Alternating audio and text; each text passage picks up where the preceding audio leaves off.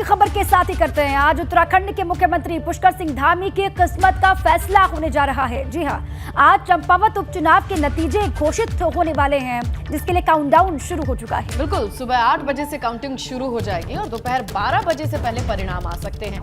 Result के बाद साफ हो जाएगा कि सीएम पुष्कर सिंह धामी मुख्यमंत्री की कुर्सी पर बने रहेंगे या भाजपा की मुश्किलें बढ़ जाएंगी।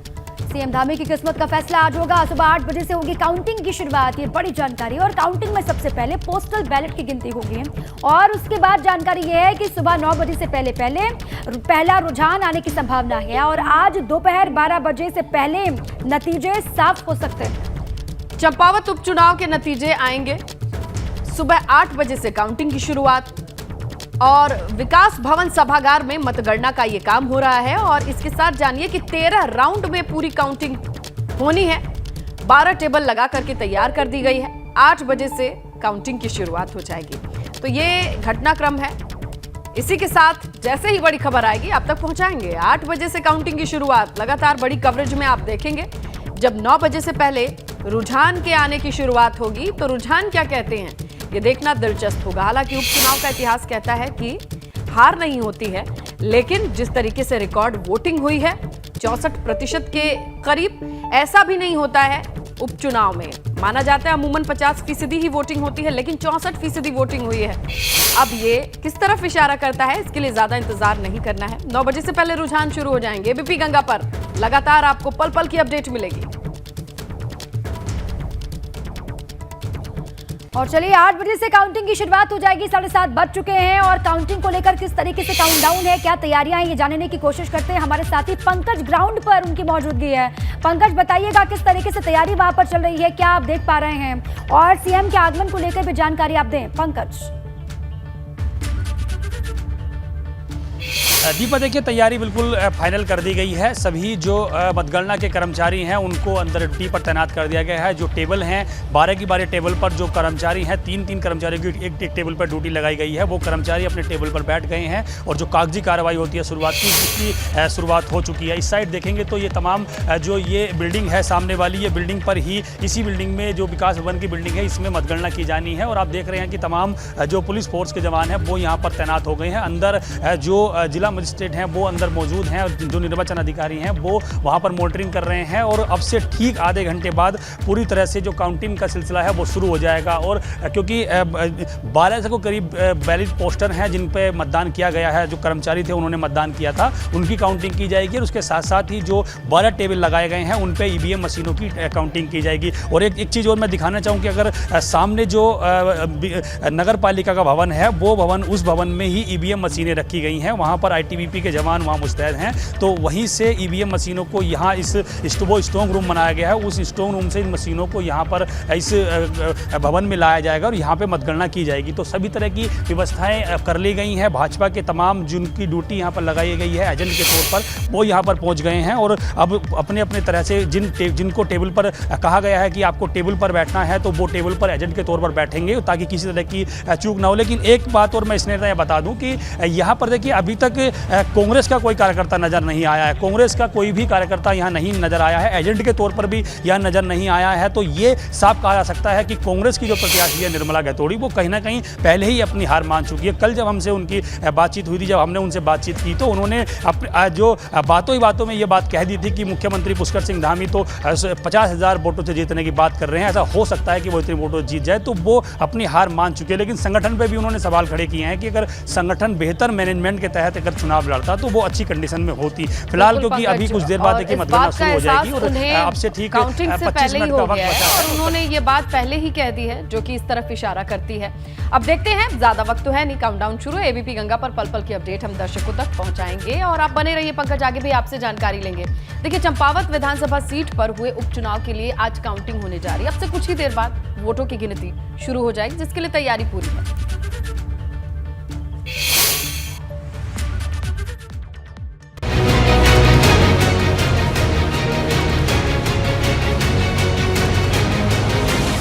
चंपावत की जनता का चहेता कौन नेता है, जनता ने अपना प्रतिनिधि किसे चुना है, इस पर बहुत जल्द तस्वीर पूरी तरह से साफ हो जाएगी।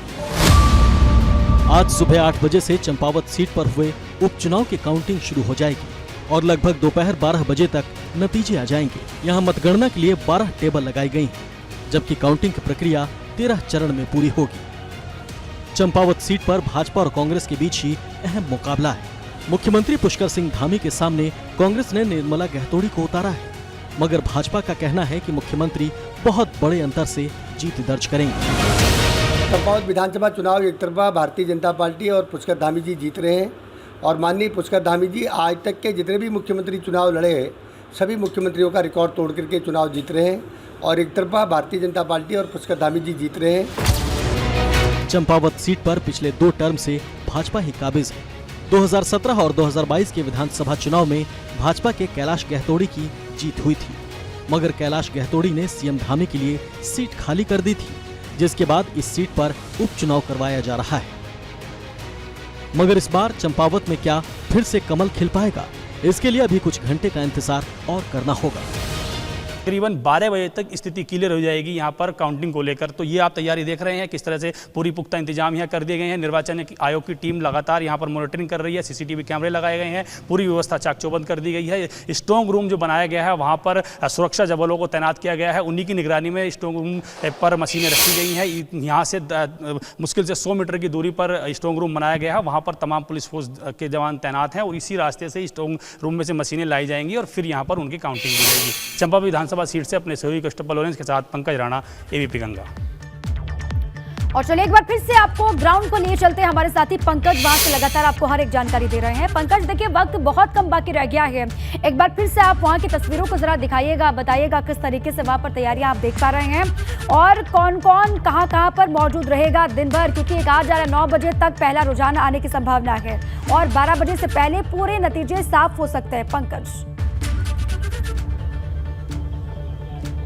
बिल्कुल दीपा, देखिए सभी तैयारियां पूरी कर ली गई हैं और लगातार एबीपी गंगा पे तस्वीरें नजर आ रही हैं कि किस तरह से मतगणना को लेकर तैयारी की गई है। मुख्यमंत्री पुष्कर सिंह धामी का 8:30 बजे खटीमा से निकलने का कार्यक्रम है, वो वहाँ रोड मार्ग से सीधे यहाँ पर चंपावत पहुँचेंगे और भाजपा के देखिए जो चुनाव प्रभारी बनाए गए थे कैलाश शर्मा जी, वो हमारे साथ मौजूद हैं। उनसे हम बात करते हैं कि चुनावों में जो प्रबंधन इन्होंने किया था उस प्रबंधन का कितना फ़ायदा मुख्यमंत्री को मिलने जा रहा है, क्योंकि देखिए 20 मिनट का वक्त बचा है जब काउंटडाउन शुरू हो जाएगा और मुख्यमंत्री के भविष्य का फैसला होगा।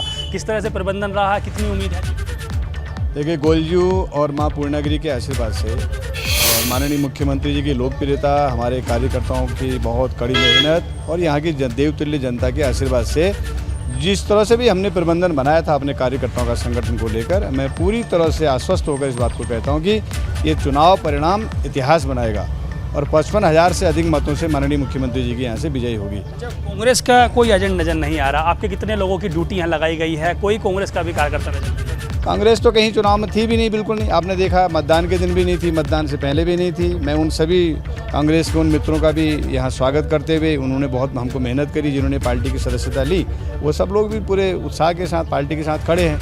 अब कांग्रेस के लोग अनर्गल बयानबाजी करते हैं कि ये हो गया वो हो गया, लेकिन हकीकत ये है कि आज कांग्रेस के साथ कोई भी नहीं और कांग्रेस के लोगों को भी आज अपनी नैतिक हार स्वीकारते हुए चंपावत के विकास में, चंपावत के हित में इसको नैतिकता के आधार पर स्वीकारते हुए यहाँ के विकास के लिए सहयोग करना चाहिए, साथ देना चाहिए। मुख्यमंत्री जी कितने बजे पहुँच रहे हैं यहाँ, खुद आ रहे हैं सर्टिफिकेट लेने, क्या तैयारी? मुख्यमंत्री जी 11 बजे से पहले यहाँ चंपावत पहुँच जाएंगे, उसके बाद स्वयं आएंगे और लेकर यहाँ आकर फिर एक धन्यवाद सभा का हमने आयोजन किया है। सभी का एक साथ माननीय मुख्यमंत्री जी और हमारे वरिष्ठ नेता जो भी होंगे वो धन्यवाद करेंगे। मैं आपके चैनल से यहाँ की देवतुल्य जनता का बहुत आभार व्यक्त करता हूँ। स्वतः स्फूर्त होकर उन्होंने बहुत अच्छी तरह से मतदान में अपना हिस्सा लिया और ये विश्वास के साथ कि अभी मतगणना भी हो जाएगी।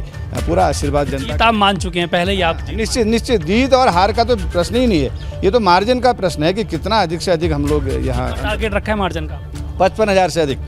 मैं तो शुरू से कह रहा हूँ, मैं जब से आया तभी से, क्योंकि मुझे पता है अपने संगठन के भरोसे पर और यहाँ की जनता का जो स्वतः स्फूर्त होकर जनता ने जो स्वागत किया है, जो मन बना के दिखाया है जनता ने, उसके आधार पर इस बात को कह रहे हैं। देखिए दीपा, पूरी तरह से भाजपा के कार्यकर्ता आश्वस्त हैं जीत के लिए और ये दावा किया जा रहा है कि 55,000 से ज़्यादा मतों से मुख्यमंत्री पुष्कर सिंह धामी यहाँ से जीतेंगे। कि कैलाश शर्मा यहीं पर पिछले कई दिनों से डटे हुए हैं, वो यहाँ चुनाव प्रबंधन में लग रहे थे, चुनाव प्रभारी उनको बनाया गया है, तो बेहतर जानकारी उनके पास है किस तरह का मैनेजमेंट रहा है। तो ये तमाम चीज़ें यहाँ क्लियर हो गई हैं दीपा और अब मतगणना का वक्त है। 20 मिनट बाद बीजेपी ने लड़ाई ऐसे ही लड़ी है। बीजेपी की बात से कहती रही कि जीत तो होनी तय है, लेकिन फोकस हमारा है मार्जिन पर। जीत कितने मतों से होगी इस पर लगातार फोकस है और यहाँ पर भी ये प्रभारी जो हैं वो यही कहते हुए सुने गए कि जीत हमारी होगी, लेकिन मार्जिन इस बार बहुत बड़ा होना है। आप रहे पंकज हमारे साथ, आगे भी आपका रुख करेंगे और भी जानकारी आपसे लेंगे। लेकिन देखिए, आज जहां चंपावत उपचुनाव के नतीजे आने वाले हैं, वहीं कांग्रेस प्रत्याशी निर्मला गहतोड़ी ने संगठन पर सवाल खड़े किए। लेकिन उससे पहले देखिए, कुछ ही मिनटों का वक्त बाकी रह गया है जब काउंटिंग की शुरुआत हो जाएगी। सुबह 8 बजे का वक्त है, 7:40 का वक्त हो गए हैं और 8 बजे से काउंटिंग की शुरुआत हो जाएगी। काउंटडाउन एक तरीके से आप कहिए वो चल रहा है। 8 बजे से काउंटिंग होगी और 9 बजे से पहले ये कहा जा रहा है कि पहले राउंड की जो तस्वीर है वो साफ होगी। 13 राउंड में ये पूरी काउंटिंग कंप्लीट होनी है।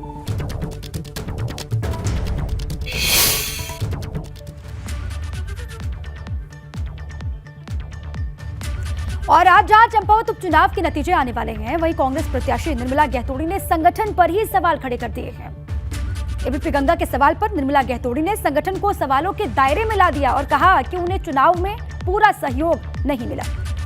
संगठन के चुनाव लड़ने से आप खुश हैं? ठीक आपके साथ चुनाव लड़ा है या कोई कमी रही है कि और बेहतर होता तो अच्छा चुनाव? नहीं, खुश नहीं हूँ कि संगठन ने किस तरह से, हो सकता था कुछ बेहतर कर सकते थे संगठन के लोग, चाहे वो जिला स्तरीय हो, प्रदेश स्तरीय हो, नहीं कर पाए। लेकिन इसका अर्थ ये नहीं है कि समाज पर 4 परतों में जिस तरह से दर्शाया गया है वो भी गलत है। संगठन, ये चुनाव निर्मला गहतोड़ी का नहीं बल्कि कांग्रेस पार्टी का चुनाव था, कांग्रेस ने लड़ा और कई बयान जो आए वो बहुत गलत है। चारधाम यात्रा को आज 1 महीने का वक्त पूरा हो चुका है, लेकिन भक्तों के जोश में जरा सी भी कमी नहीं है। कुछ बाधाओं के कारण कई बार यहां रुकावटें जरूर आई हैं, लेकिन श्रद्धालुओं के हौसले में कोई कमी नहीं है दीपा, और वो रिकॉर्ड संख्या पार करके इस बार चारधाम यात्रा के लिए, दर्शन के लिए पहुंच रहे हैं।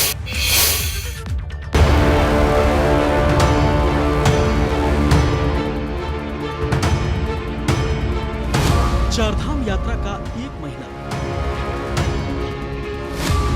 दर्शन करने वाले श्रद्धालुओं का सपना पूरा। आज 3 जून 2022 है और आज से ठीक 1 महीने पहले ही चारधाम यात्रा की विधिवत शुरुआत हुई थी। धूमधाम से केदारनाथ धाम, बद्रीनाथ धाम, गंगोत्री और यमुनोत्री के कपाट खुले थे। अब 1 महीने बाद भी चारों धाम भक्तों से गुलजार हैं। हर रोज हजारों की संख्या में श्रद्धालु दर्शन के लिए पहुंच रहे हैं। हो सकता है इन जगहों पर दर्शन के पिछले सारे रिकॉर्ड भी जल्द टूट जाए। 3 मई से मां गंगोत्री और यमुनोत्री धाम के कपाट खुलने के साथ ही इस बार उत्तराखंड में चारधाम यात्रा की शुरुआत हुई थी। इसके बाद 6 मई को केदारनाथ धाम और 8 मई को बद्रीनाथ धाम के कपाट खुले, जिसमें अब तक रिकॉर्ड श्रद्धालु पहुंच रहे हैं। आपको बता दें कि पिछले 1 महीने में अब तक करीब 14 लाख श्रद्धालु चारधाम में दर्शन कर चुके हैं। पहले ही महीने में 14 लाख श्रद्धालुओं के चार धाम में दर्शन इस बात की ओर इशारा करते हैं कि इस बार की यात्रा में रिकॉर्ड श्रद्धालु उत्तराखंड पहुंचेंगे। ऐसे में सरकार तमाम अव्यवस्थाओं को दूर करने की कोशिश कर रही है और कोशिश है कि जो भी श्रद्धालु उत्तराखंड आएं उनको तमाम सुविधाएं मुहैया हो सकें। यात्रा की शुरुआत तो अच्छी रही, लेकिन कई जगहों पर काफी अव्यवस्थाएं भी नजर आई। इसका परिणाम ये हुआ कि 100 से अधिक श्रद्धालुओं ने चारधाम यात्रा के दौरान अपनी जान गंवा दी, जबकि घोड़े खच्चरों की भी मौत का आंकड़ा 100 से ऊपर पहुंच चुका है। इस बार चारधाम यात्रा में कई अव्यवस्थाएं भी देखने को मिली। अगर 1 महीने की ही बात करें तो तकरीबन 100 श्रद्धालु अपनी जान गंवा चुके हैं। इसमें सबसे ज्यादा वो लोग हैं जो हार्ट अटैक की वजह से मरे हैं। इतना ही नहीं, केदारनाथ धाम में 100 से अधिक घोड़े और खच्चरों की भी मौत हुई है, जिसमें मालिकों की लापरवाही सामने आई है। इस बार चारधाम यात्रा में अब तक करीब 14 लाख श्रद्धालुओं ने दर्शन किए हैं। केदारनाथ धाम में अभी तक 4,65,000 से अधिक श्रद्धालुओं ने दर्शन किए, तो बद्रीनाथ धाम में 4,86,000 से अधिक भक्तों ने दर्शन किए। इसी तरह गंगोत्री धाम में 2,63,000 से अधिक, तो यमुनोत्री धाम में अभी तक 2 लाख के करीब श्रद्धालु दर्शन कर चुके हैं। इस खुशी पर जहां भाजपा सरकार अपनी पीठ थपथपा रही है, वहीं कांग्रेस चारधाम यात्रा में फैली अव्यवस्थाओं को लेकर सरकार को घेर रही है। इस बार की यात्रा अभूतपूर्व है और पुराने सारे रिकॉर्ड तोड़ने वाली है। माननीय मुख्यमंत्री श्री पुष्कर सिंह धामी जी के नेतृत्व में पूरी सरकार इस कार्य में पूरी तरह से सतर्क है। व्यवस्थाएं चाक चौबंद हैं और जहां कहीं जरा सी भी दिक्कत सामने आती है उसका समाधान किया जाता है। जिस तरीके से 1 महीने में जो श्रद्धालु जो पूरे विश्व से और पूरी भारत से देवभूमि आते रहे हैं, उन्हें कितने कष्टों का सामना करना पड़ रहा है। सरकार की अव्यवस्थाएं और अनियमितताओं के चलते। पिछले 2 साल से कोरोना महामारी के चलते 4 धाम यात्रा बंद थी, लिहाजा इस बार काफी संख्या में श्रद्धालु दर्शन करके भगवान से आशीर्वाद पाना चाहते हैं। एबीपी गंगा के लिए देहरादून से रवि केंतुरा की रिपोर्ट।